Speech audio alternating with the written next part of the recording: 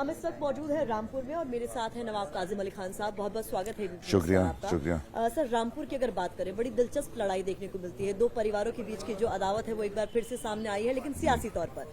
और हम बात करें मुकाबले की, तो आप इसे किस तरीके से देखते हैं? यहाँ तो मुकाबला रामपुर विधानसभा में तो कांग्रेस और समाजवादी का ही है। बीजेपी टक्कर में नहीं नहीं, है। समीकरण ऐसे हैं, नहीं टक्कर में वो अपने हिसाब से लड़े हैं, लेकिन जो इक्वेशंस हैं, जो आई थिंक कास्ट इक्वेशंस हैं, जो बिरादरी के इक्वेशंस हैं, you know the Hindu Muslim ratio जो है, so I think it will be primarily वो होगा कांग्रेस और समाजवादी के बीच। जो आपके प्रतिद्वंदी हैं आजम खान, वो जेल में बंद हैं।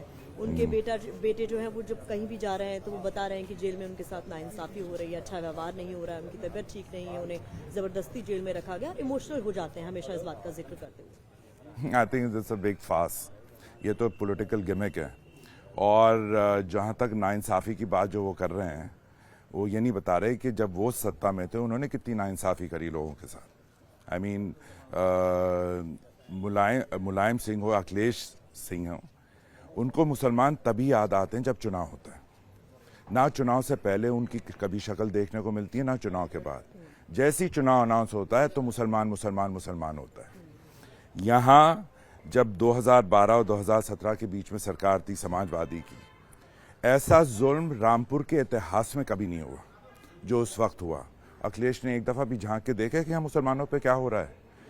हमारे मज़हब में सबसे बड़ा गुनाह है कब्रिस्तान को खोदना, उसकी मिट्टी चुराना। आज़म ने जेसीबी लगा कर सारी मिट्टी लेकर अपनी यूनिवर्सिटी की बुनियाद में डाल दी। आप ये देखिए कि वहाँ जो आसपास के मोहल्ले थे, जहाँ लोग रहते थे, जिनके बड़े बुजुर्ग वहाँ दफन हैं, उनके दिल पे क्या गुजरी थी जब उन्होंने अपने बाप दादाओं की हड्डियाँ निकलती हुई देखी। बस वो क्या कर सकते थे? माल से नहीं लड़ सकते थे, ताकत से नहीं लड़ सकते थे। तो वो नाइंसाफ़ी कोई कम थी? मुसलमानों के मदरसों पे ऊपर बुलडोज़र आज़म ने चलवाए। आप बताए कहाँ था अखिलेश? सराय गेट पे कई मुसलमानों के घर तोड़वा दिए आज़म ने। कहाँ था अखिलेश? एनआरसी में इतने बेगुनाह लड़के रखे गए, इतने बेगुनाह लोग रखे गए। एक दफ़ा भी यहाँ के एमपी एमएलए ने ज़बान तक नहीं खोली कि जो हुआ गलत हुआ। डीएम को दरख्वास्त देते, मुख्यमंत्री से मिलते, प्रमुख सचिव को देते, मुख्य सचिव को देते। मैं कह रहा हूँ कोई उनकी बात नहीं मानता, लेकिन कोशिश तो करते, प्रयास तो करते। लोगों को इस चीज़ का तो एहसास होता कि जिन लोगों को वोट दिया, जिन नुमाइंदों को वोट दिया, वो बुरे वक्त में उनके साथ तो खड़े हुए हैं। कुछ नहीं, एब्सोल्युटली नथिंग। यहाँ सब हैं लेकिन कोई नहीं। तो रामपुर तो इस वक्त लावारिस पड़ा हुआ है, यहाँ कोई नहीं है। यहाँ कोई परेशानी होगी, किसी आदमी को दिल्ली में मेडिकल इंस्टीट्यूट या आरएमएल हॉस्पिटल में किसी मरीज का दाखिला कराना होता है, वो एक रिकमेंडेशन लेटर लेता है अपने एमपी से। कहाँ से लेगा? आप बताइए कहाँ से लेगा? कोई भी अभी यहाँ सैलाब आया रामपुर में, बारिश बेतहाशा हुई, वो तो हमारे बुजुर्गों के बनाए हुए बंदे ने पानी को रोक दिया, नहीं तो पूरा रामपुर फ्लडेड होता। लेकिन बंदे के दूसरी तरफ जो घर बने थे वो ढह गए, उनके जानवर मर गए। उसके मुआवजे के लिए कौन प्रयास करता है? एमएलए कहाँ है? आई मीन बिल्कुल लावारिस है, देयर इज नथिंग। ये तो दो चीजें मैंने आपको बताई हैं, ऐसी तो पूरी फेहरिस्त मेरे पास है कि क्या क्या यहाँ हुआ। आप जिस तरीके से आजम खान की गुनाहों की लिस्ट गिना रहे थे, इस मामले में बहुत मुकदमे उन पे दर्ज भी हुए हैं, जेल में भी वो इस वक्त। अपराधियों के ऊपर तो मुकदमे होते ही हैं। तो जब आप अपराध करेंगे तो कोई कानून के ऊपर तो होता नहीं है। वो क्या रामपुर वालों के लिए जेल में है या सरकार ने जेल में डाला है? गलत।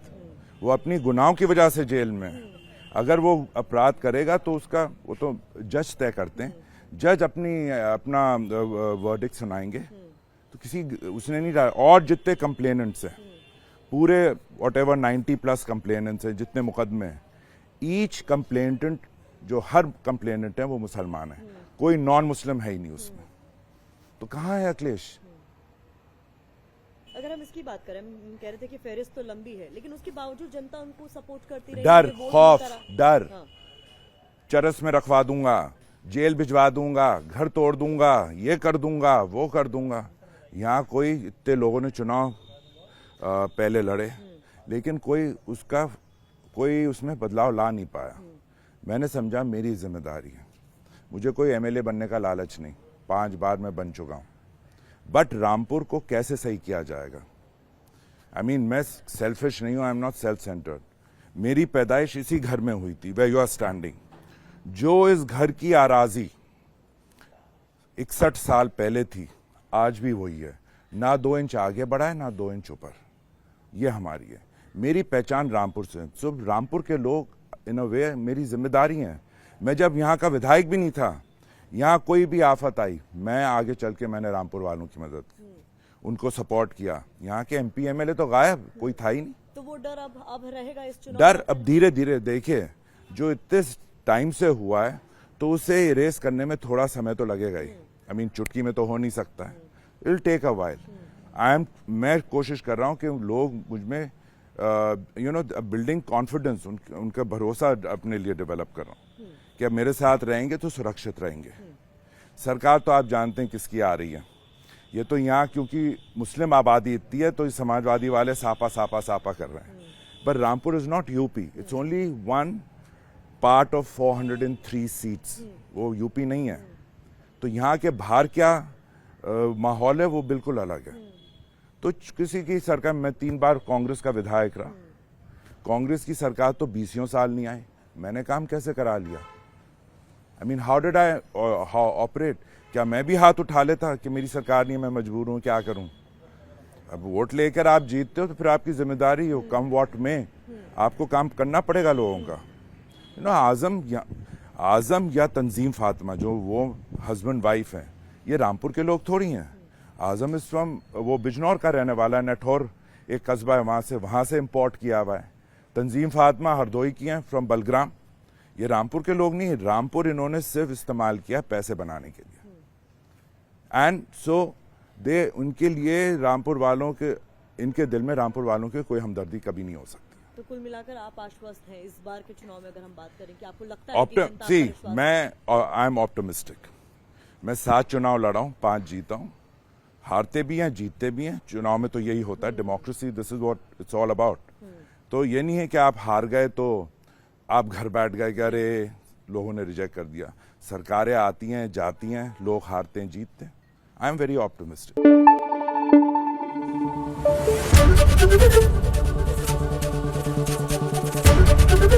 ABP न्यूज आपको रखे आगे।